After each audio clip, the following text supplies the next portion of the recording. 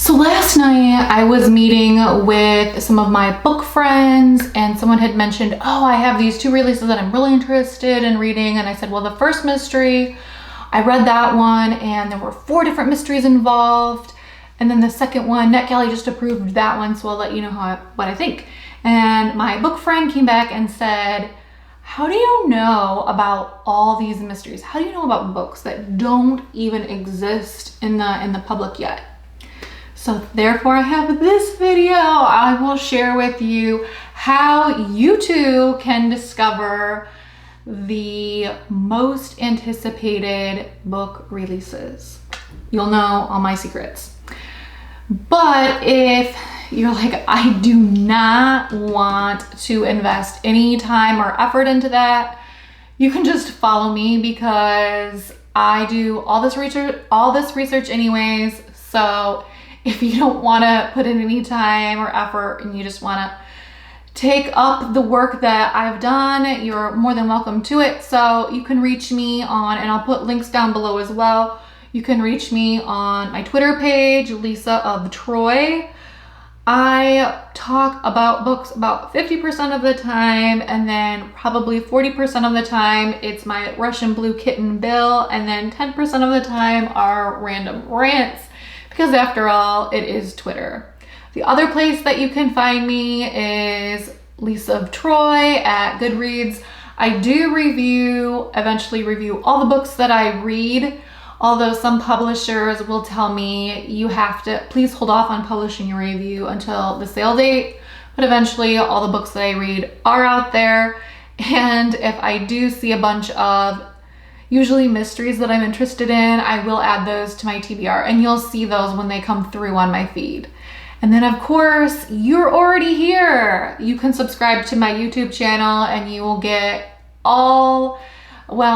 you get most of my book knowledge, because if my videos would be super duper long if I put in all my book knowledge, but I will share with you some of the juiciest tidbits right here on my YouTube channel. So make sure that you're subscribed to my channel. So that would be your tip number 1. Make sure that you're following me if you don't want to do any of the work. The second tip that I would give you, this is also the easiest tip if you don't want to spend a lot of time doing the research. You can check out, there's this website, it's called Book of the Month. It is $14.99 per month and you get to pick out one book. If you absolutely cannot live with just one book, you can get 2 more added on for up to 2 more added on for an additional charge. I've never had a bad book from Book of the Month. Like, I've never had a 1-star book. And they do have a vested interest. They're not going to give you leftover books. They have a vested interest because it's a monthly subscription. They want you to keep your subscription. They want to keep you happy. If they give you a bunch of bad books, you'll just cancel. So they want to give you, it's a different relationship than just a one-time book purchase. And they really do have great books. My preference is for mysteries and thrillers. And I will say Book of the Month generally has at least one thriller per month or mystery. And so these books, many of them, they're coming out that month. So if I'm picking for April, it will be a book that's released in April, or it could be a book that's going to be released in May or June. But oftentimes with Book of the Month, you will have access to books that have not been released to the public yet. So you have a choice between 5 books. This is March. This was their thriller that I was talking about, Too Good to Be True. So they pre-screen all these books and then you can come in and then you can pick one of these 5. So that's the easiest if you say, you know what, I don't really want to do a tremendous amount of research. I just want somebody to do it for me and pick out some of these buzziest books, and so I can maybe have a conversation with my colleagues about books and I'll sound really cultured and educated and bookish, and that's fine. If you read 1 book a month, that's more than the average American, so kudos to you. So Book of the Month is a wonderful option. I'll put my referral link down below. I am not in any way sponsored by Book of the Month, although if you do join with my link, I think I get 1 book credit. And then I usually do a review of the books anyway, so it'll be a win-win for both of us. That is Book of the Month. The third option that we have that I think is most exciting, this is GoodReads. So GoodReads very frequently has news articles, and they also have interviews. So this is what my GoodReads looks like today when I log in. And what you'll do is you go to this browse, and then there's this option that says news and interviews. And the very first article that comes up, meet the authors of Spring's Biggest Mysteries. So right away, if you click this very first article, you're going to get 6 to 10 books that GoodReads is saying these are could be Spring's biggest mysteries. So right there you have 6 to 10 books that if you're interested in mystery, you know right off the bat before other people that, hey, these are of interest. And then every week they have these 6 great books that are hitting the shelves this week. So you have a really good idea of what's going on in the book realm or industry. And if you keep going down, they do have this GoodReads members' most anticipated spring books.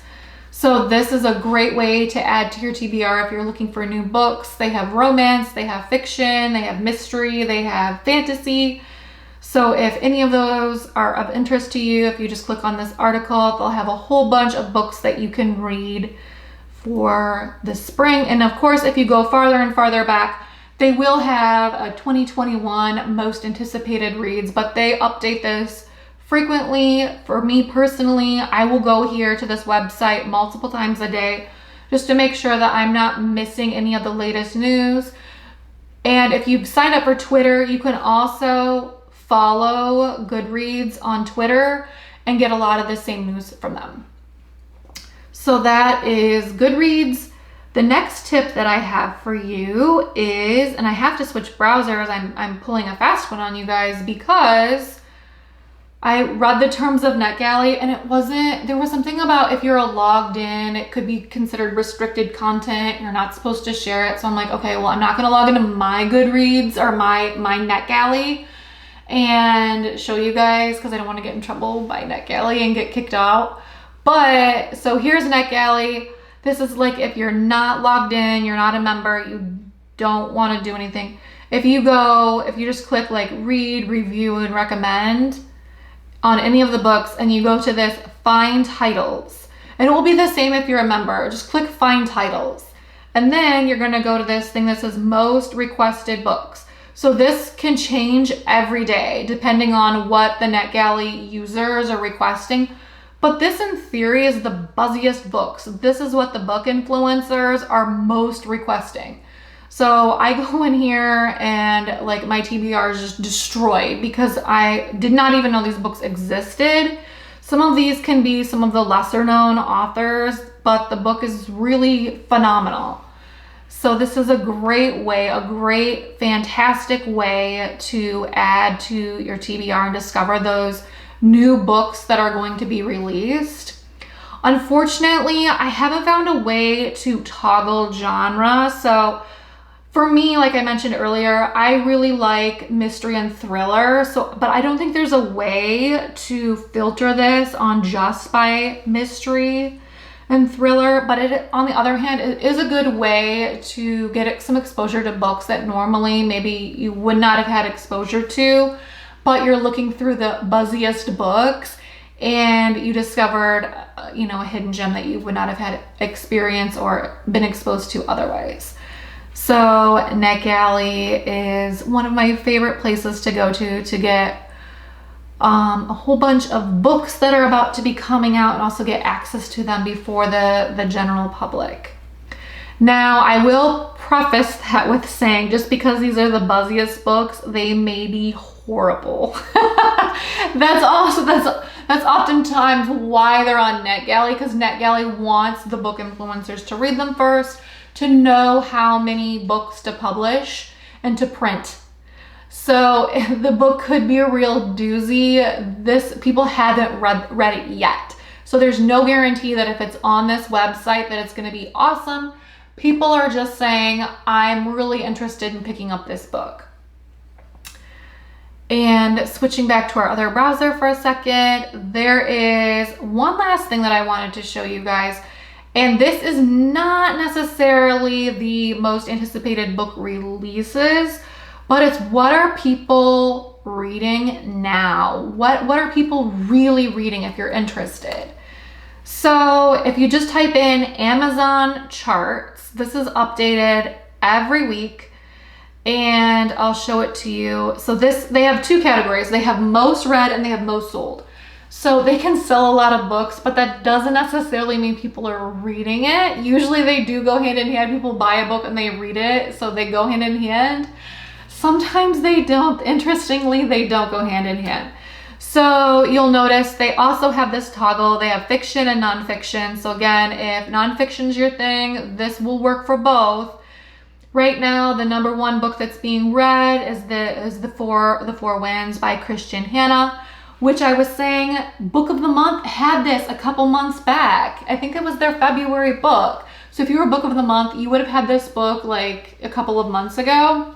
Just saying how awesome Book of the Month is.